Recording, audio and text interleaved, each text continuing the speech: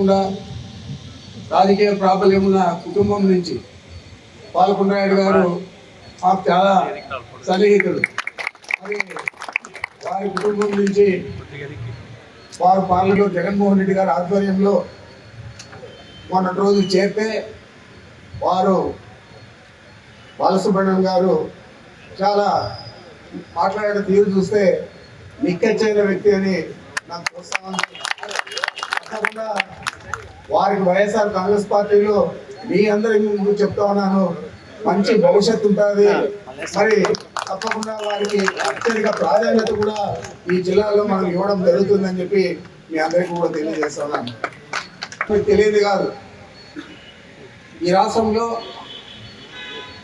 చంద్రబాబు నాయుడు గారు ఇదే QR code, దీన్ని అదింటే మిగతా 7 విషయాలు వస్తాయి. అవన్నీ కూడా నేను డీటెయిల్గా చెప్తాను.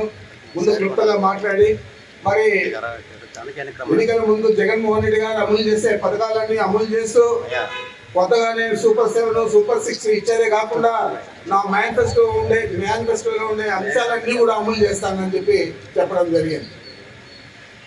మరి ఈ సంవత్సరం రోజుల్లో యువతకు 3,000 చొప్పున ఇస్తా అన్నాడు. ప్రతి యువకుడికి కూడా, నిరుద్యోగ యువకుడికి 36,000 అప్పుపడ్డాడు.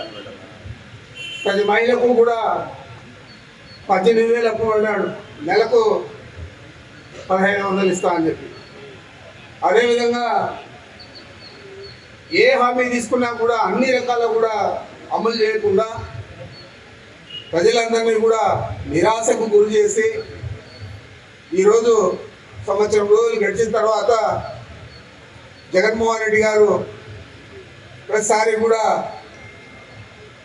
అమ్మఒడి అంటూ ఉంటే వాళ్ళ మేనిఫెస్టోలో పెట్టిన తల్లికి వందనం స్కీమ్ కింద కేవలం 8,000 కోట్లే బడ్జెట్లో కేటాయిస్తే దానికి అవసరం 13,200 కోట్లు. ఆ 8,000 కోట్లలో కూడా ఇప్పుడు దాకా 3,200 కోట్లు చెల్లించడం జరిగింది తప్ప ఆయన చెప్పింది కూడా బడ్జెట్లో పెట్టింది కూడా ఇవ్వలేదనేది మీ అందరికీ కూడా తెలియజేస్తున్నాను. గతంలో మనం చూసాం, మహిళలందరికీ కూడా గ్యాస్ సిలిండర్లు అండి ఎంతమంది మహిళలకు ఇచ్చాడని అడుగుతా ఉన్నాను. తూతు మంత్రంగా ఇచ్చి నేను అమలు చేసేస్తున్నా అని చెప్తా ఉన్నాడు. ఇందాక అమర్నాథ్ రెడ్డి గారు చెప్పారు, ఏది కూడా అమలు చేయకుండా నా హామీలన్నీ నెరవేర్చేశాను, ఎవరైనా అడిగితే మీ నాయక మందం అని చెప్పి మాట్లాడినాడు చంద్రబాబు నాయుడు. మరి ఎంత నిక్కచ్చిగా పచ్చి అబద్ధాలు చెప్తా ఉంటే ఇంకా కూడా ప్రజల్లో చైతన్యం రాలేదా అని నేను అనుకుంటా ఉన్నాను. ప్రతి ఒక్కరు కూడా కాసుకున్నారు. ఎప్పుడోసారి ఎన్నికలు మనం తప్పు చేశాము. జగన్మోహన్ రెడ్డి గారు కరోనా సమయంలో కూడా మాట తప్పకుండా ఇచ్చిన తేదీకి బట్టలు నొక్కి అందరికీ కూడా అన్ని సంక్షేమ పథకాలు, కులము, మతము, కేవలం రాజకీయాలు, పార్టీ కూడా చూడకుండా ఇచ్చిన విషయాన్ని మనం అందరూ కూడా గుర్తుపెట్టుకోవాలని మీకు మనం చేస్తున్నాను. ఆ విధంగా కాకుండా ఈరోజు ఏ విధంగా పరిపాలన జరుగుతూ ఉంది, మరి ఇలాంటి పరిపాలన ఈ రాష్ట్రానికి మంచి చేస్తుందా, ఎన్ని తరాలు నష్టపోతాయి, రాబోయే రోజుల్లో ఇప్పుడున్న యువకులందరూ ఏ విధంగా వారు బాగుపడే పరిస్థితి ఉంటుంది, ఇవన్నీ కూడా మనం ఆలోచన చేయాలా. బాధ్యతాయుతంగా ఆలోచించే ప్రతి ఆంధ్ర రాష్ట్ర పౌరుడు కూడా ఈరోజు మనం గలమెత్తి మాట్లాడేది కాకుండా చేతుల్లో కూడా ఈ ప్రభుత్వానికి వ్యతిరేకంగా మనం స్పందించాలని చెప్పి మీ అందరికీ కూడా మనవి చేస్తా ఉన్నాను. ఈరోజు జగన్మోహన్ రెడ్డి గారు చేసిన పథకాలు దాదాపు కొద్ది గొప్ప తక్కువ 3 లక్షల కోట్లు వారు బటన్ నొక్కి కానీ లేకపోతే నాన్ బీటీ కింద కానీ ఇవ్వడం జరిగింది. మరి అవన్నీ కూడా ఈరోజు మనం ఈ క్యూఆర్ కోడ్ పెట్టి మొన్నటి రోజు చూసా, చాలా నమ్మపలికాడు. ఆ రోజు గొడవల మీద అంతా రాశారు, బాబు వస్తే జాబ్ వస్తుందని. వచ్చిన తర్వాత 3 లక్షల కాంట్రాక్ట్ ఉద్యోగులందరూ తీసేయడం జరిగింది. మరి అదే పరిస్థితి ఇప్పుడు కూడా ఉంది, మార్పు ఏమీ లేదు. ఆయన అధికారం రాకముందు ఒక మాట చెప్తాడు, వచ్చిన తర్వాత ఇంకొక మాట, ఇంకొక తీరు ఉంటుందని కూడా మనం గమనించాలని కూడా మీకు నేను మనవి చేస్తున్నాను.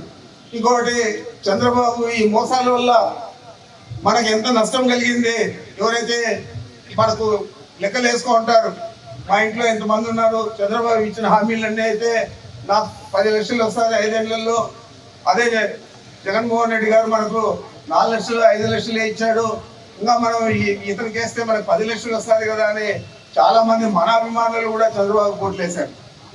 మరి ఆ మోసం వల్ల మనకి ఎంత నష్టం జరిగింది ప్రతి కుటుంబానికి మనం తెలియజెప్పాల గ్రామాలలో. అదేవిధంగా చంద్రబాబు ఎగ్గొట్టిన జగనన్న పథకాలు ఒక్కటి కూడా చంద్రబాబు అమలు చేయలేదు. ఈరోజు చూస్తా ఉన్నా వసతి దీవెన, విద్యా దీవెన ఇలాంటివన్నీ కూడా పక్కన పెట్టి, ఫీజు రీయింబర్స్మెంట్ పక్కన పెట్టి చాలా మంది పిల్లలందరూ కూడా ఉపాధి హామీ పనులకు స్కూలు కాలేజీలు వదిలేసి పోయే పరిస్థితి ఈ రాష్ట్రంలో నెలకొందని కూడా మీకు మనం చేస్తా ఉన్నాను. అదేవిధంగా వారు చెప్పిన హామీలు ఏది కూడా నెరవేర్చకపోగా ఈ విధంగా ఎవరైనా మాట్లాడితే, ఈ విధంగా ఎవరైనా క్వశ్చన్ చేస్తే అక్రమంగా కేసులు పెట్టడం. మరి మనం చూసాం, చరిత్ర కూడా అంతా కూడా చెప్తారు. ఇక్కడే కాదు, మన భారతదేశంలో కాదు, ప్రపంచ దేశాల్లో కూడా చరిత్ర చెప్తాది. ఇలాంటి నియంత పరిపాలనలో ఏ విధంగా ప్రజలు తిప్పికొట్టారు, ఏ విధంగా ప్రజలు ఇలాంటి ప్రభుత్వం మీద తిరగబడ్డారో చంద్రబాబు కూడా తెలుసు. మరి అలాంటి పరిస్థితి తెచ్చుకునే పరిస్థితి ఈరోజు ఈ రాష్ట్రంలో కూటమి ప్రభుత్వానికి నెలకొనింది. నేను మనం అందరూ కూడా ఏదైతే మన పార్టీ ఇచ్చిన ప్రోగ్రాం ఉందో, ఈరోజు జగన్మోహన్ రెడ్డి గారు మొన్నటి రోజు మా అందరికీ కూడా దీని గురించే ఎక్కువగా చెప్పారు. మరి రీజనల్ కోఆర్డినేటర్లుగా, పార్లమెంట్ అబ్జర్వర్లుగా మేమందరూ కూడా ఇక్కడ వచ్చి మన నియోజకవర్గ కన్వీనర్లకు, ఎవరైతే ఇన్ఛార్జీలుగా ఉంటారో నియోజకవర్గాలకు వారికి, శాసనసభ్యులకు, అదేవిధంగా పార్టీ అధ్యక్షులు, జిల్లా పార్టీ అధ్యక్షులకు తెలియజెప్తా ఉన్నాం.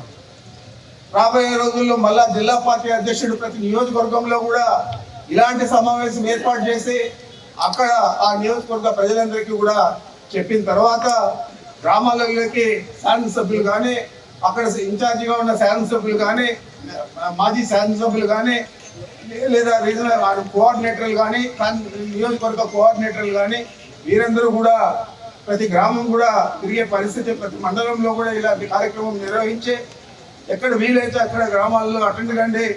మిగతా అంతా కూడా మండలాధ్యక్షుల ఆధ్వర్యంలో జరుగుతూ ఉంటే ప్రతి వీలున్నప్పుడల్లా కూడా మీరు కూడా ఆ గ్రామాల్లో పర్యటించండి అని చెప్పి నియోజకవర్గానికి ఇన్ఛార్జీలుగా ఉన్న మన నాయకులందరినీ కూడా కోరుతా ఉన్నాను. మీకు ఒక ప్రాధాన్యత ఉంది రాష్ట్రంలో. ఎన్ని చెప్పినా చెప్పకపోయినా ఈ అన్నమయ్య జిల్లా వైఎస్ఆర్ కాంగ్రెస్ పార్టీకి కంచుకోటగా నిలిచింది. ద్వారకారెడ్డి కూడా చెప్పాడు, రాబోయే రోజుల్లో రాజకీయ ప్రాధాన్యం ఉన్న మరి మన సుగవాసి బాలసుబ్రహ్మణ్యం గారు లాంటి వ్యక్తులు మనకు తోడవుతున్నారు. కాబట్టి అన్ని నియోజకవర్గాల్లో కూడా శాసనసభ్యులు గెలవాలా, పార్లమెంట్ సభ్యులు గెలవాలా, అత్యధిక మెజారిటీ మనం వైఎస్ఆర్ కాంగ్రెస్ పార్టీకి ఇవ్వాలా. అలాంటి పరిస్థితి రావాలంటే మనం ఇది గ్రామాలలో అంతా కూడా విస్తృతంగా ప్రచారం చేయాలని చెప్పి మీ అందరికీ మనవి చేస్తూ, తప్పకుండా దీన్ని విజయవంతం చేసే దాంట్లో అందరం కూడా బాధ్యులుగా ఉండాలా, అందరం కూడా పాలు పంచుకోవాలని మరీ కోరుతూ నాకు